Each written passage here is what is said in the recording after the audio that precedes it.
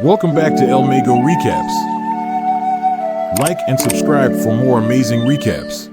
Our story starts with Chihiro, a cute 10-year-old girl, sulking in the back seat of her parents' car. The family is on its way to a new home in a new town, but Chihiro really doesn't want to move there. When her father gets lost taking a shortcut, they discover the entrance to an abandoned theme park. Soon after, her parents investigate and find a deserted stall piled with food. They start eating, and soon they're both pigging out.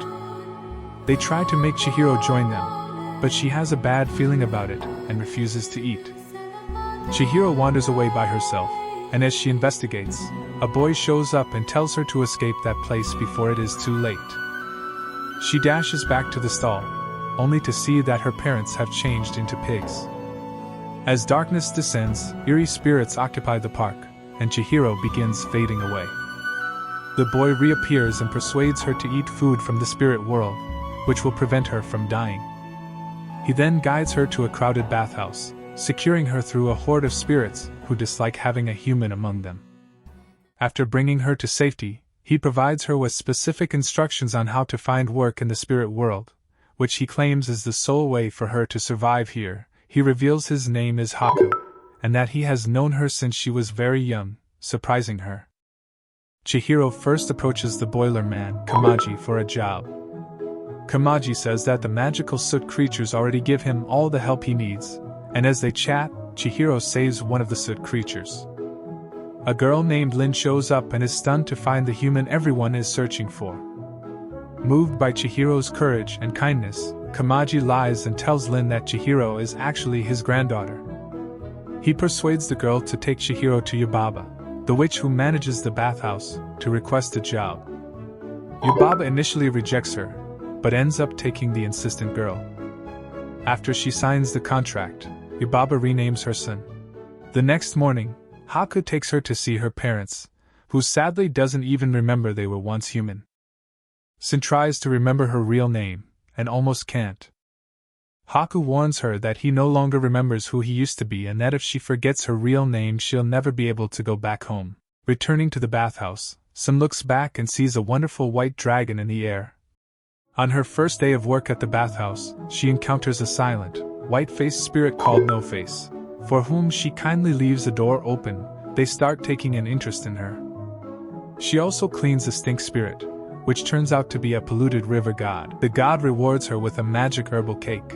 The next day, Sin wakes up to find everyone working hard to feed No Face that seemingly learned how to create gold out of thin air and is now getting bigger and bigger, having consumed much more than just food.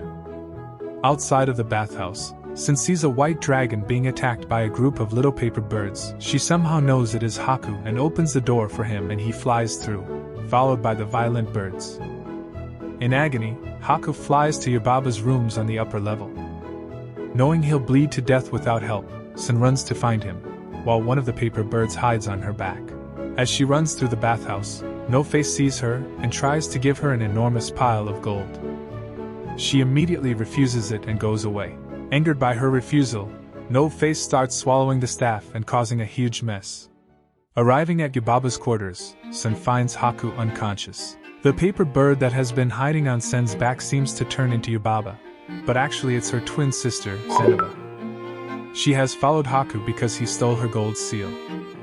Disgusted by Bo, Yubaba's giant baby, Zenoba turns the real baby into a small mouse and turns Yubaba's pet bird into a fly. Thrashing around, Haku smashes the paper bird, and Zenoba disappears. Haku and Sin fall down a dark shaft into the boiler room. Kamaji tells Sin that Haku is bleeding from the inside, so Sin gives Haku part of the herbal cake the river spirit gave her. Haku vomits up the gold seal and a slug, which Sin squashes. Haku turns back to his boy form, but he is still very ill. Sin decides to go to Zenoba's house to attempt to convince her to cure Haku, and Kamaji gives her the train tickets. On her way, Sin confronts No Face, who is still terrorizing the bathhouse. She gives him the rest of the herbal cake that she's been saving for her parents. He begins to vomit and becomes angry at Sin, chasing her through the bathhouse. As he runs, he vomits up all the people and things he's eaten, getting smaller and smaller until he's back to his normal size and meek demeanor. Sin, the bull mouse, the bird fly, and No Face leave together for the train. As the group makes its way to Zenoba's, Haku recovers. After Kamaji tells him what happened to Sin, he goes straight to Yubaba and makes a deal with her.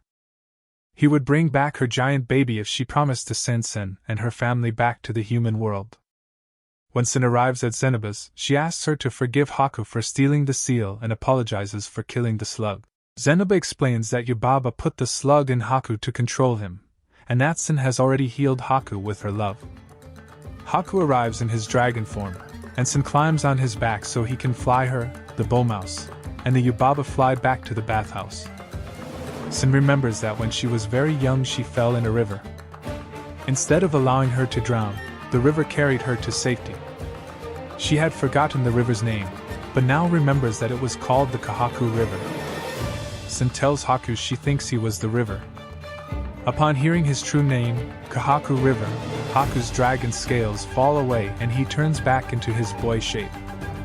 They arrive at the bathhouse, and Haku reminds Yubaba she promised to free Sin and her parents.